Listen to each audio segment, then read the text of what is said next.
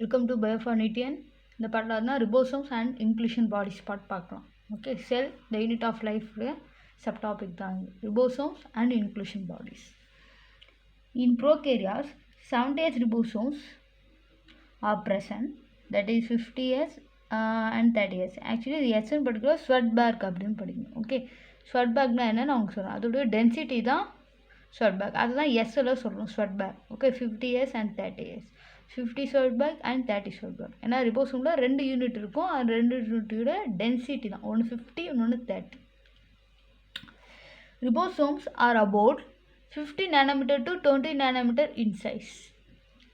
Ribosomes ரொம்ப சின்னதானது, 50 nanometer to 20 nanometer. ஓகேவா, அந்த ரேஞ்சில் இருக்கும். நானோமீட்டர்னு 10⁻⁹. ஓகே, அந்த அளவுக்கு சின்னது. Ribosomes are the site of protein synthesise. ஏன்னா ரிபோசோம்ஸ் எம்ஆர்என்ஏ கூட ஜாயிண்ட் ஆகி அந்த எம்ஆர்என்ஏ ப்ரோட்டீனாக டிரான்ஸ்லேட் பண்ணும். ஓகே, அதுக்கு மெயின் காரணம் ஃபஸ்ட்டு ஸ்டெப் எது அப்படின்னா ரிபோசோம்ஸ் எம்ஆர்என்ஏ கூட போய் அட்டாச் ஆகுது.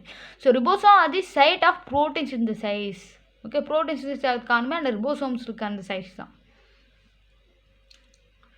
Several ribosomes may attach to a single mRNA and form a chain called polyribosomes. நிறைய சின்ன சின்ன mRNAs போய் mRNA கூட அட்டாச் ஆகி பாலிரிபோசோம்ஸும் உருவாகுது. ஏன்னா நிறைய ரிபோசோம்ஸ் இருந்தால் அது பாலினாவே நிறைய நாத். ஓகேவா, ஸோ அது அட்டாச் ஆகி பாலிரிபோசோம்ஸ் ஆனால் பாலிசோம்ஸ்னு சொல்கிறாங்க. ஓகே, ஆர் பாலிசோம்ஸ் அது உருவாக்குது. The ribosomes of a polysome translate the mRNA into the protein. So அது ஒட்டி இருக்கக்கூடிய அந்த mRNA என்ன மாதிரினா ப்ரோட்டீனாக கன்வெர்ட் பண்ணுது, அதுக்கு போய் டிரான்ஸ்லேஷன்னு சொல்லுவோம். ஓகே, mRNAலேருந்து ப்ரோட்டீன் சிந்தசிஸ் ஆகுது, டிரான்ஸ்லேட் பை ரிபோசோம்ஸ். ஓகே, இது mRNA ரிபோசோம்ஸ்க்கு இப்போ அட்டாச் ஆகி mRNAவை ஒட்டிக்குது. அதுக்கப்புறம் அது ஒரு நீல ஒரு செயினை ஃபார்ம் பண்ணுது, அது வந்து பாலிரிபோசோம்ஸ். அமினோ ஆசிட்ஸ்லாம் கூட இதுலேருந்து தான் வரும், that is amino acids. Okay, அதுதான் பாலிரிபோசோம்ஸ். ஏன்னா இந்த ரிபோசோம்ஸ்லாம் இப்போ mRNAனா பாலிரிபோசோம்ஸை ஃபார்ம் பண்ணார், அதுமாதிரி பாலிரிபோசோம்ஸ் உருவாகும். பட் பாலிரிபோசோம் இப்போ அட்டாச் ஆகணும்னா ரிபோசோம்ஸ் என்ன அமினோ ஆசிட்ஸை ஃபார்ம் பண்ணும். ஓகேவா, அமினோ ஆசிட்ஸ். அதுக்கப்புறம் டிரான்ஸ்லேஷன் ஆகி ப்ரோட்டீன்ஸாக ஃபார்ம் ஆகிடும். ஓகே, அமினோ ஆசிட்ஸ்லாம் ஆக்சுவலி ப்ரோட்டீன்ஸ். ஓகே, இதுதான் ப்ரோட்டீன்ஸ் இது போல் வித்தியாசமான ஷேப்பில் ப்ரோட்டீனோட ஸ்ட்ரக்சரில் அது ஃபார்ம் ஆகும். இது mRNA அண்ட் பாலிசோம் ப்ரோட்டீன் ஷேப்புக்கு மாறும். இங்கே சின்ன அந்த ஸ்வெட்பேர்க் பற்றி பார்க்கலாம். இதுதான் ஆக்சுவலி ரிபோசோம்ஸ். ஓகே, ரிபோசோமுடைய ஸ்ட்ரக்சர் இதுதான். ஒன்று large subunit that is 50 years, that is 50 ஸ்வெட்பேர்க். இன்னொன்று ஸ்மால் சப்யூனிட் கீழே இருக்குது. Okay, that is 30 ஸ்வெட்பேர்க். அது டென்சிட்டி தான் ஸ்வெட்பேர்க். ஓகே, டென்சிட்டி இந்த மாஸ் டிவைடட் பை வால்யூம், அதுதான் டென்சிட்டி. இங்கே வந்து குட்டியாக இருக்குது பார்த்தீங்க அப்படின்னா, ஒரு குட்டியாக ஒன்று டி ஷேப்பில் இருக்குல்ல, அது பார்த்தீங்க அப்படின்னா tRNA. ஓகேவா, இந்த tRNA இந்த mRNA இங்கே இருக்குல்ல, நடுவில் போது mRNA, இந்த mRNA இது 2 சப்யூனிட்டுக்கு நடுவில் இப்படி போகும். tRNA அது என்ன டிரான்ஸ்லேட் பண்ணணும்னா ப்ரோட்டீனாக ஃபார்ம் பண்ணுவாங்க. ஆக்சுவலி லைக் பாலிரிபோசோம்ஸாக வெளில வரும். ஓகே, அது அப்படியே ப்ரோட்டீனாக சின்சைஸ் ஆகிட்டே வந்துட்டுருக்கும். இது ஆக்சுவலி ப்ரோட்டீன். ஓகே, இங்கே தான் ஆக்சுவலி பாலிரிபோசோம்ஸ் உருவாகும். இது mRNA, இது ரிபோசோம். இந்த ரிபோசோம் இப்படி 2 பக்கமும் நடுவில் அட்டாச் ஆகிருக்கு, புரியுதா? 2 பக்கம் நடுவில் ஆக்சுவலி mRNA அதுக்கு நடுவில் இருக்கிற மாதிரி இருக்கும். This is ribosome, this is mRNA.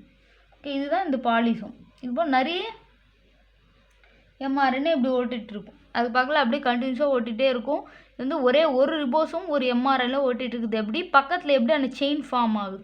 இப்போ இங்கே வந்து ஒரு ரிபோசோம்ஸ், அதுக்கப்புறம் நெக்ஸ்ட் இன்னொரு ரிபோசோம்ஸ் வரும். அப்படியே ரிபோசோம்ஸ் வந்து இங்கே அமினோ ஆசிட் ஃபார்ம் ஆகும். அண்ட் அமினோ ஆசிட் தான் ஆக்சுவலி லைக் ப்ரோட்டீன்ஸ். ஓகே, இது ஆக்சுவலி ப்ரோட்டீன். பாலிரிபோசோமில் தான் இது ஆக்சுவலி ப்ரோட்டீன். ஓகே, இது வந்து ஆக்சுவலி ப்ரோட்டீன் தான் அது. ஓகே, tRNA அமினோ ஆசிட்ஸை ஃபார்ம் பண்ணும், அந்த அமினோ ஆசிட்ஸ் தான் proteins.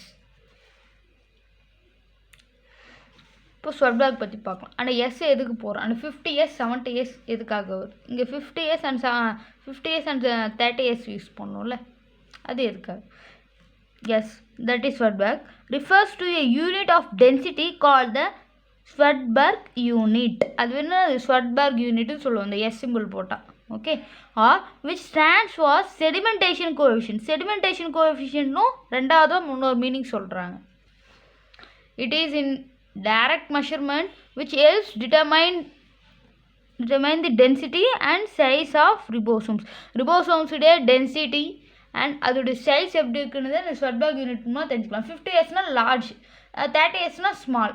Okay, actually 50s 30s சேர்ந்து தான் ஆக்சுவலி லார்ஜ். அது ஆக்சுவலி யூகேரியாட்ஸில் இருக்கும். ஆனால் அதே போல் தான் ப்ரோகேரியாட்ஸ்லையுமே இருக்குது. ப்ரோகேரியாட்ஸ்லையும் இருக்குது, ஆக்சுவலி யூகேரியாட்ஸ்லையும் இருக்கும் இதே போல். ஆனால் யூகேரியாட்ஸ் ரேஞ்ச் கொஞ்சம் வேறு, பட் இதே ரேஞ்சில் கூட யூகேரியாட்ஸ்லையும் இருக்குது. நெக்ஸ்ட் வந்து இன்க்ளூஷன் பாடிஸ். ஓகே, இந்த பாடியில் இருக்கிற ரெண்டாவது பாடினா இன்க்ளூஷன் பாடிஸ். இன்க்ளூஷன் பாடி பற்றி பார்க்கலாம். Reserve material in prokaryotes.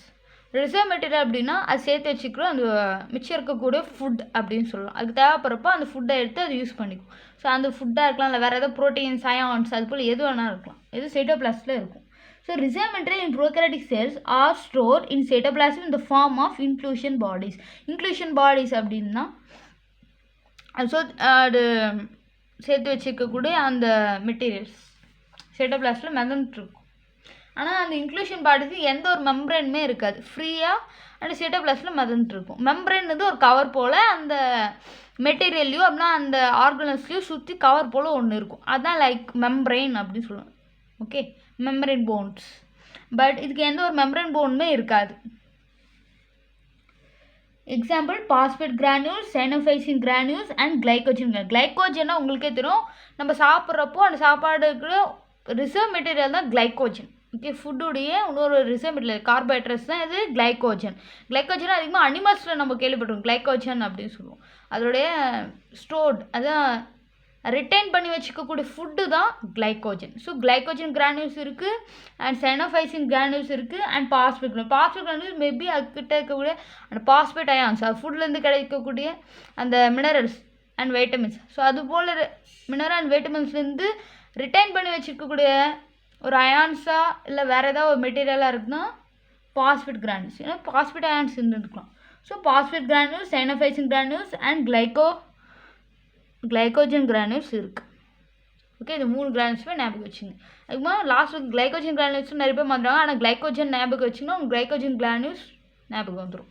And சைனோஃபைசின், phosphate, இந்த 3 இன்க்ளூஷன் பாடிஸுக்கு சொந்தமானது.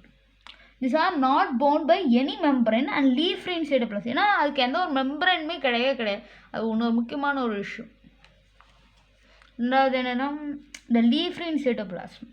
சைட்டோபிளாஸ்மில் மெதன் இருக்குது. ஏன்னா சைட்டோபிளாசம் இருக்க ஜெல் போல் கொஞ்சம் வாட்டரியாக செமி ஃப்ளூட் மேட்ரிக்ஸாக இருக்கும். அதுவும் சைட்டோபிளாசம் இல்லை ஃப்ரீயாக மெதன்ட்டு இருக்கும்.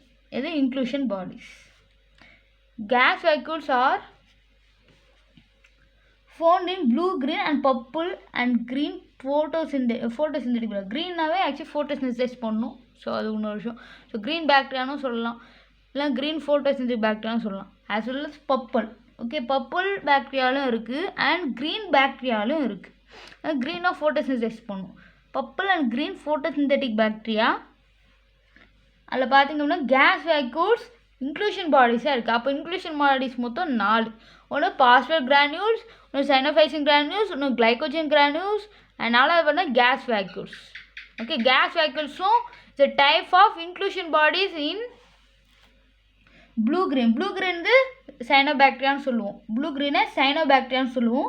அண்ட் பர்பிள் பேக்டீரியாவில் இருக்குது அண்ட் க்ரீன் பேக்டீரியாவில் இருக்குது. மொத்தம் 3 பேக்டீரியாவில் இந்த கேஸ் வேக்யூல்ஸ் மட்டும் 3 பேக்டீரியாஸ் இருக்குது. ஒன்று cyanobacteria, that is blue green பேக்டீரியான்னு சொல்லுவோம். ஓகே சார், ப்ளூ கிரீன் அல்கேனும் சொல்லலாம், பேக்டீரியானும் சொல்லலாம்.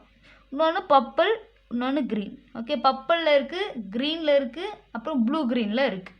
ப்ளூ க்ரீன் ரெண்டும் மிக்ஸ் ஆனது மாதிரி ஒரு பேக்டீரியா இருக்கும். அதுதான் வந்து சைனோபாக்டீரியா. அதுலேயும் ஒன்று இருக்குது, எது கேஸ் வேக்யூல். 2வது பர்பிளில் இருக்குது. 3வது க்ரீன் பேக்டீரியாவில் இருக்குது. க்ரீன் கலர் எப்பவுமே என்ன ஃபோட்டோசிந்தசைஸ் பண்ணும். க்ரீன் கலரில் இருக்க எல்லாமே ஆக்சுவலி என்ன பண்ணணும், மெச்சாரிட்டியாக ஃபோட்டோசிந்தசைஸ் பண்ணி தான் அதோட நியூட்ரிஷனை எடுக்கிற மாதிரி இருக்கும். Okay, so green photosynthetic bacteria. இந்த 3மே கேஸ் வேக்யூல்ஸ் இருக்குது. அப்போ இன்க்ளூஷன் பாடிஸ் மொத்தம் 4 ஞாபகம் வச்சுக்கோங்க. ஒன்று பாஸ்பேட் கிரானியூல்ஸ், ஒன்று சைனோஃபைசின் கிரானியூல்ஸ், ஒன்று கிளைகோஜன் கிரானியூல்ஸ் அண்ட் நாலாவதாக பார்த்தா கேஸ் வேக்ஸ். ஆனால் கேஸ் வேக்ஸ் மொத்தம் மூணு பாக்டீரியால் தான் இருக்குது. ஒன்று ப்ளூ கிரீன் பாக்டீரியா சொல்லக்கூடிய சைனோபாக்டீரியான்றது இதோட இன்னொரு பேர். இது ப்ளூ கிரீன் பாக்டீரியாவோட இன்னொரு பேர். அண்ட் பர்பிள் பாக்டீரியாவில் இருக்குது, அப்புறம் க்ரீன் பாக்டீரியாவில் இருக்குது. ஓகே, சைட்டோபிளாசத்தில் எப்படி இன்க்ளூஷன் பாடிஸ் இருக்குதுன்னு பார்க்கலாம். இன்க்ளூஷன் பாடிஸ் சைட்டோபிளாசத்தில் எப்படி இருக்குது? ஓகே, அது ரொம்ப முக்கியம். இன்க்ளூஷன் பாடிஸ் சைட்டோபிளாசமா இது வந்து செல்வால்னு வச்சுக்கோங்க. நடுவில் டாட்டாக உள்ளே வந்து சைட்டோபிளாசம் இருக்கும். அதில் தான் ஆக்சுவலாக டாட்டாக இருக்குல்ல, அதுதான் actually inclusion bodies. Okay, cytoplasm இது வந்து செல்வால், இதுக்குள்ளே இருக்குது தான் இன்க்ளூஷன் பாடிஸ். ஓகே, சைட்டோபிளாசம் வரையும் செல்வால் போட்டு அதுக்குள்ளே சைட்டோபிளாசம் சொல்லி சின்ன டாட்டாக வைப்போம் தெரியுமா? டாட்டாவில் சில செல்வால் மைட்டோகாண்ட்ரியாலாம் வரைவாங்க சைட்டோபிளாஸில். அது சைட்டோபிளாஸில் கூட சின்ன டாட்டாக நம்ம வைப்போம் வரைகிறப்போ. அதுதான் ஆக்சுவலி இன்க்ளூஷன் பாடிஸ். அதான் கிரானியூல்ஸாகவும். ஆனால் கேஸ் வேக்கிள்ஸ் தனியாக நம்ம வரைவோம். அது உங்களுக்கு தெரியும். Gas vacuole is a type of inclusion body. Okay, thanks for watching.